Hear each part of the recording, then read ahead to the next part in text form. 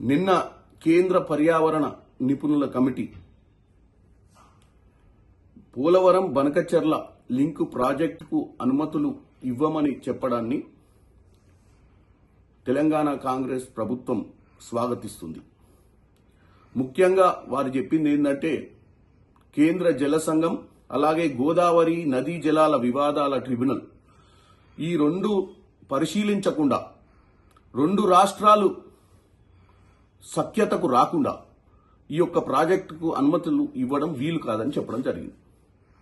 దీన్ని BRS party నాయకులు హరీష్ రావు గారు, బీజేపీ నాయకులు బండి సంజయ్ గారు నిన్న సాయంత్రం స్పందిస్తూ ఇది వారు చేసిన ప్రయత్నం మూలంగానే జరిగిందని చెప్పి తెలంగాణ ప్రజలకు వారి గొప్పలు చెప్పుకునే ప్రయత్నం చేస్తున్నారు.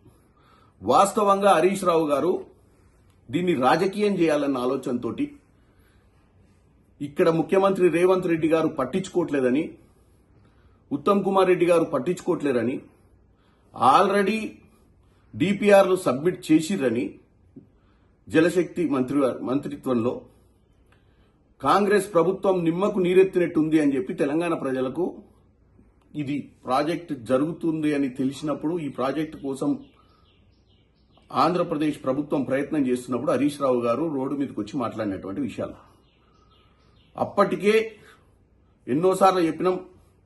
గత 4-5 నెలలు 6 నెలల నుంచే కాంగ్రెస్ ప్రభుత్వం పదే సెంట్రల్ గవర్నమెంట్లో ఉన్నటువంటి జలశక్తి మంత్రిత్వ శాఖను అలాగే సెంట్రల్ వాటర్ కమిషన్ని అందరినీ కూడా కలిసి ఈ యొక్క ప్రాజెక్టుకు అనుమతులు ఇవ్వొద్దని, ఈ ప్రాజెక్టుకు అనుమతులు ఇస్తే తెలంగాణలో జరుగుతున్నటువంటి ప్రాజెక్టులు మునుముందు తెలంగాణకు రావాల్సినటువంటి నీటి భాగం, ఎందుకంటే ఫ్లడ్ వాటర్ ఎంత ఉందో మనకు అంచనాలు లేవని చెప్పడం జరిగింది.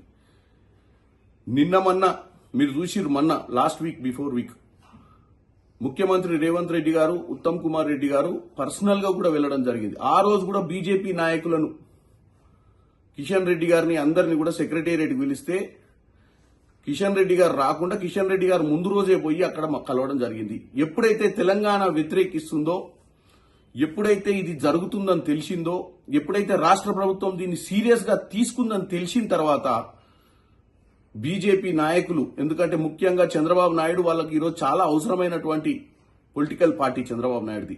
18th లోక్సభలో ఈరోజు వాళ్ళ స్థానాన్ని ఈరోజు ప్రభుత్వంలో కాపాడినటువంటి పరిస్థితి ఆ పార్టీకి ఉంది. కాబట్టి ఆ పార్టీకి ఎదురు చెప్పలేదు వీళ్ళు ముందు బీజేపీ వాళ్ళు. ఎప్పుడైతే తెలంగాణలో కాంగ్రెస్ పార్టీ సీరియస్ గా తీసుకొని పర్సూ చేసి దీని మీద పవర్ పాయింట్ ప్రజెంటేషన్లు చేసే సమయానికి, ప్రజలకు అవగాహన క్రియేట్ చేసే సమయానికి ఈ నిర్ణయం తీసుకోవడం జరిగిందని తెలియజేస్తున్నాను.